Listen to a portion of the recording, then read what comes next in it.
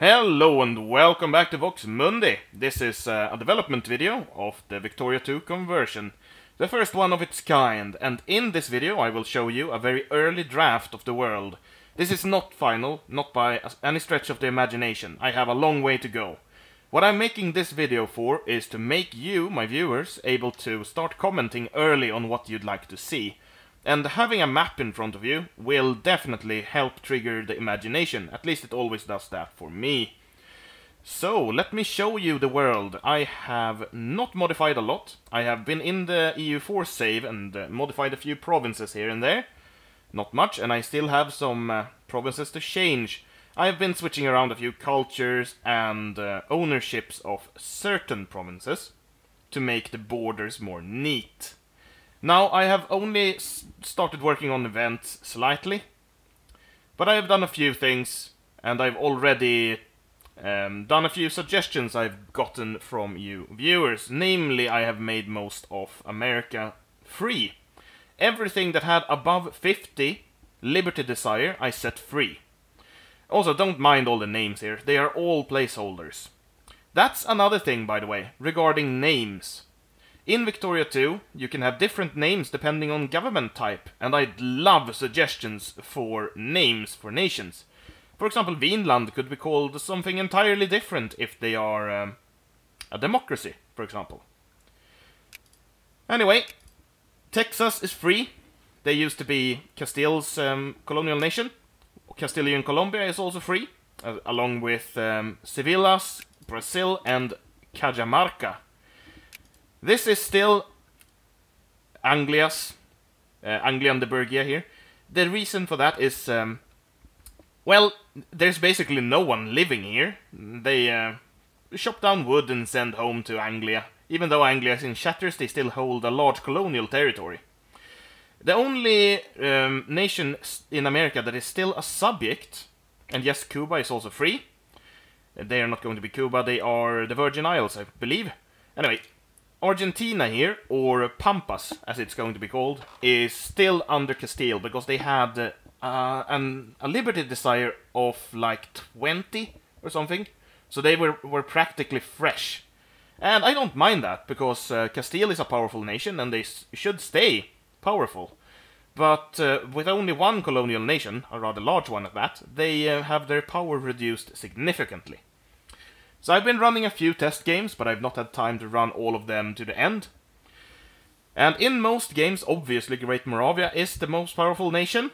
And surprisingly enough, the other nations that we, or I, predicted would be too powerful were not too powerful.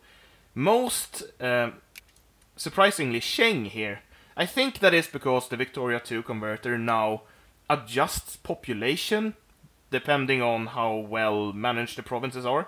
So Sheng still has the largest population in the world, as you can see here, 100 million. But I don't think they have as much as vanilla Victoria 2. And Sheng usually loses a few provinces to Sibir. The same with Korea, they also usually lose provinces to Sibir. And the only way for them to gain it back is through a crisis.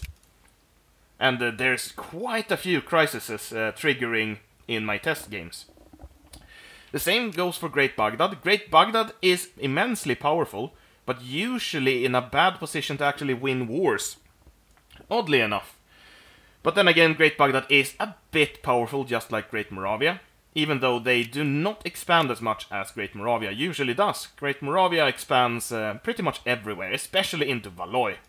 Now, Valois here is surprisingly powerful, but I suppose that is because of their relative position. I mean, they have the best parts of France and the best parts of Britain, except for London. So they turn out to be incredibly powerful. They are the second most powerful nation, but they usually go past Great Moravia, and that is weird. Seriously, I did not expect that. So well, yeah. And another very powerful nation is not Kriok-Loklan.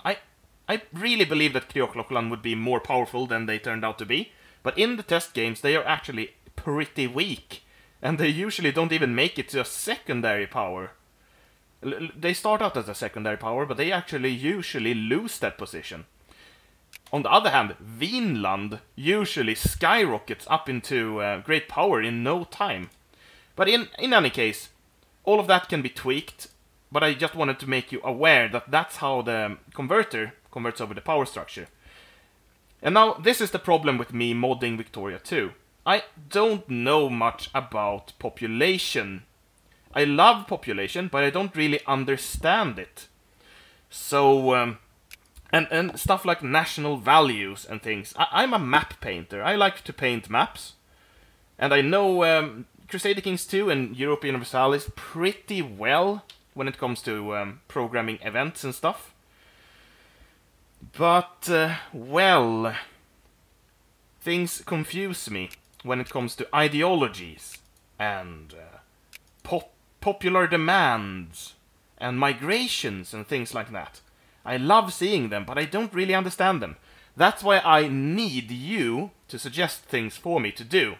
Because what I'm planning right now is simply... I have the event to break up Great Moravia in the progress, for example. I have it, but I only have the effect of it. I don't know when it should trigger, for example. Perhaps it should trigger when they have a certain percentage of, I don't know, fascists? Or when, for example, the Czech-Polish population is... like, I know there's militancy and consciousness, and I have a basic understanding of what they do, but I don't know enough about their real-life counterparts. So, for example, I guess a good thing would be to base the revolt on militancy or consciousness, or maybe both, of minor populations in Great Moravia. So, for example, the Czech-Polish, the Pomeranians, and the Schlesians might band together and break off as a nation if their collective militancy reaches a certain point. That is just a suggestion, but I really need suggestions from you on what would be good to have here, because otherwise it's going to turn out terribly generic. But I have the effects nailed down. I think I know how to mod, because it's very similar to Europa Universalis, but I don't know what the triggers should be. I can show you a work-in-progress event here that I have been working on today. It will immediately trigger, and it's using the American Civil War localization right now. But as you can see, Great Moravia is a massive chunk of land here. And what I've done is... this is like an apocalyptic event for them. It breaks up their entire nation into several large states. And they also secede a lot of territory. So, let me show you how it might look. It should take around 1 day to trigger. There it triggers. A house divided. As you can see here, I've programmed a lot of things. Right now, the nations that spawn don't get cores and stuff on their things, but I know that. This is just for illustrative purposes. So as you can see here, Poland and Czechoslovakia placeholder nations, of course. Great Moravia keeps everything in the middle, and the north and the south gets independence, while Germany splits off, and everything held in Scandinavia is ceded to Jämtland. So, this is a suggestion on how it could look. It might be too extreme, but this is subject to tweaking. I won't be done with this mod for a long time. But what I really need to know is the triggers. And not only for Great Moravia, but also for Krioklochlan. Krioklochlan is going to have a civil war event, where they split up into two. But what I need to know here is what should trigger the war, yeah, what should trigger the war? What should the war be over?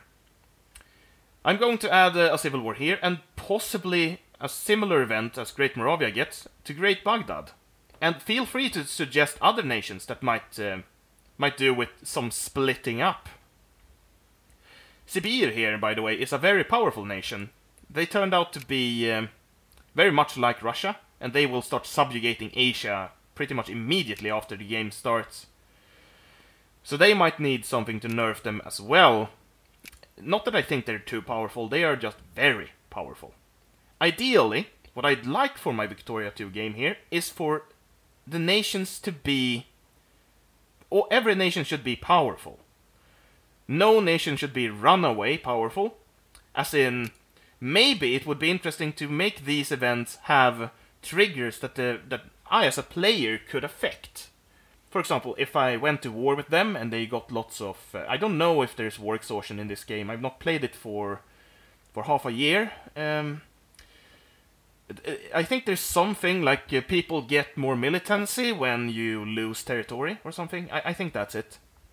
In any case, it might be fun to have events that the player can affect directly. Like if we go to war with Great Moravia and we win, or they win even, that could be a trigger as well. Then they would split up after a while. Maybe. I mean, it's all suggestions. I need this information from you. And Great Baghdad here should also probably split up in some way, but I don't know how yet. I'm strongly considering doing something interesting here, because Fez was basically West Africa at one point, and as you can see, they still have lots of their culture and a bunch of cores here. So it might be interesting to split this area up into some kind of Pan-African union. Oh, by the way, something I have done is currently I've removed all events specific to nations, because none of them fit our Victoria 2 world here. But I do want to replace them. So if someone has a suggestion for a decision or a specific flavor event for a nation, then I can add them in. No problem. No problem whatsoever. And what I wanted to come to earlier was that currently there are no unions, as in Germany, for example, is a union of all Germanic cultures in Victoria 2. That means that they can sphere nations of their culture group, and they will petition for annexation. So it would be interesting either to add union tags, or have certain nations start out as union tags already. Great Moravia, for example, would be a great union tag. When they split up, Great Moravia itself might switch tag to just Moravia, and with a chance of reforming Great Moravia. For example. And the Ferraran Commonwealth, which I do want to rename to something else, perhaps the Latin Commonwealth or something. They should definitely be a union of all Italian cultures. So if any Italian nation pops up, they could probably sphere them and annex them that way. Pisa, for example. Pisa would be... If Ferrara sphered Pisa, they would petition for annexation and be absorbed. Is there anything else I want to touch upon? Well, I will show you the world slightly here. I haven't done many modifications at all. Except for... Oh yeah, I have done some modifications. I didn't like the fact that half of Australia was uncolonized, or even more than half. Because if Shang colonized it, it wouldn't go to their colonial nation. So instead I mapped more provinces to these. So the deserts here are very sparsely populated, but they no longer cause border gore here. And also don't worry about the names. The names will change. I know this says Shang Sultan's Land, but when I'm done with it, it will only say Shang Sultan's Land, and if they become independent, it will say Sultan's Land, because that's their name. As you can see here, the central Brazil was also filled in, and I did this because I thought it was fun to expand Anglian de Bergia into this area, because they were so insignificant in this area. They did nothing. They didn't even have their name on the map. And this area was technically unclaimed. But I didn't want the nations here to just blob into Brazil when the colonial nations are already established. I think it looks terrible. This is more fun. These areas here, on the other hand, will get colonized by Vinland or Krioklocklan. In the test games, there have been hot competition for them. And it's been fun to watch because it's always been a different victor. So let's see. Is there anything more I can show you here that I have changed? Not that I can think of, but I will continue working on this mod, and feel free to suggest absolutely anything, because I will consider every single suggestion I get. And before I quit this video, I'll simply show you some nationalities here, because I want you to have a full view of at least Europe and North America. As you can see, I've added every single culture from European Universalis, but I've not localized them yet, so some of them have names like, let me find one. Here we have one, Dutch Irish. As you can see in the bottom right corner, it's not localized, but I will localize them eventually. So the culture is still very split here, and I've added unique colors for them, and tried to keep a uniform color scheme to easily see which cultures are related. And what else is there to show on the map? I'm not sure, actually. Yeah, the civilization levels are interesting. As you can see, everything that is light green is westernized. So Great Baghdad is westernized, and Fez is westernized. Here, though, we have severely handicapped nations. They will be subjects to early colonial conquests frequently. And that is actually really interesting to see. Something that usually happens in almost every test game is that Valois conquers a huge piece of the Mamluks and Sistan. And that is amazing to see, actually, because I had no idea that Valois was capable of doing something like that. But in any case, they have also lost that territory when crises have popped up and powerful nations have backed the Mamluks in the crises. So it's amazing. The dynamic so far has been amazing. But of course, before I can really evaluate a proper test game, I need to have all of the splitting events in place. So feel free to suggest anything you can think of, and I'll see you again soon.